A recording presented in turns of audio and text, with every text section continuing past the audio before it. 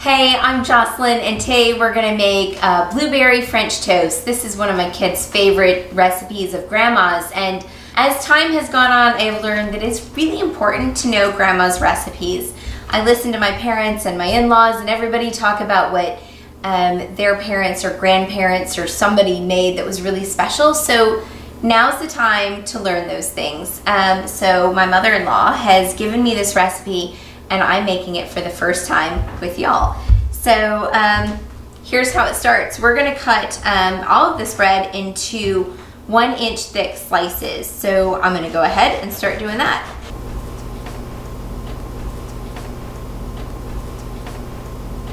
So once you've got everything sliced nice and neatly, we're gonna set it into this pan and you're gonna squish these bits in as tight as you possibly can.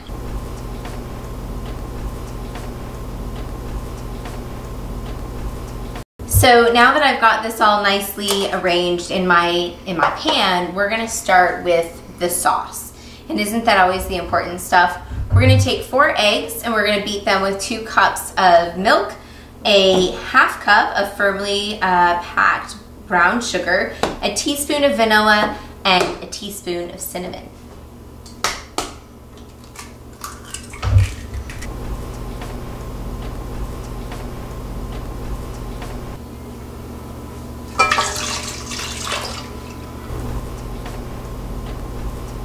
And a teaspoon of cinnamon, 1 teaspoon of vanilla along with your teaspoon of cinnamon. If there's a little extra, I'm not gonna tell anybody, it's my favorite. And then our ½ cup of firmly packed brown sugar. We're gonna put all of this in and we're gonna mix it all together. So what I didn't tell you about this is that it is a 2-part project. Tonight, I'm making all of this. This is Saturday evening, so I'm mixing all the sauce and I'm cutting the bread and I'm gonna pour this beautiful sauce evenly and just really soak my bread up. And actually, you might want to turn the bread and make sure that the other side is getting all the goo that it needs to get. And then when we're finished in the morning, I'm gonna come back. Y'all are gonna see me in my pajamas while I finish the rest of this. So once we get this all in together and everything's like sitting, we're gonna put it in the refrigerator overnight. And then in the morning, we're gonna add the blueberries and all the extra goodness and bake it all up and everyone is gonna be very happy.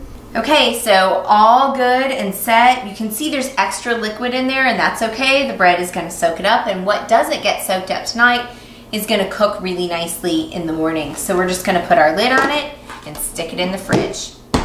See you in the morning. Good morning, we're back to finish off our overnight blueberry French toast, and I'm gonna start that today by putting a ¼ cup of butter into a saucepan. I'm just gonna let that melt. And once it gets a little melted, I'm going to put in a ¼ cup of packed brown sugar.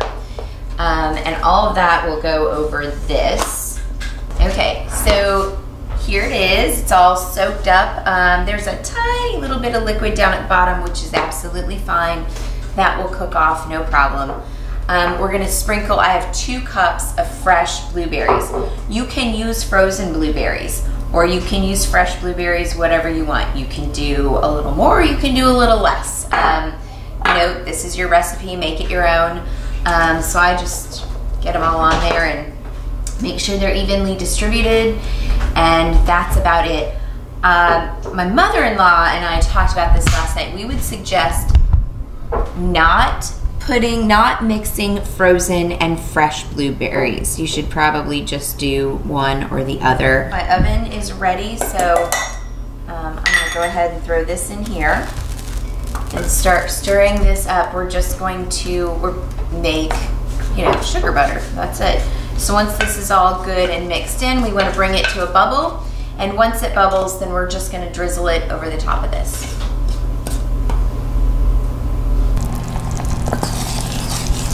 So now that this has bubbled, I'm going to put it in this container just so it's easy to pour, because we want to drizzle. So we're just going to drizzle this all over. I love this because the butter, I use salted butter, and that saltiness gets all in there with the sweet, and it's so tasty. Feel free to use unsalted butter if you have salt issues, I guess, in your diet.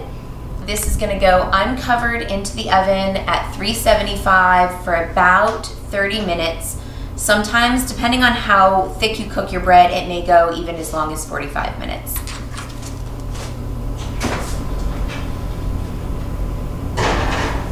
Okay, so this has been in the oven for about 40 minutes or so, and I'm just gonna check it. It should be puffed up really nice and pretty. If it's kind of not puffy, we're gonna give it a little more time. If it's really wet, we're gonna give it a little more time. So let's just check and see. So it's really nice and puffy.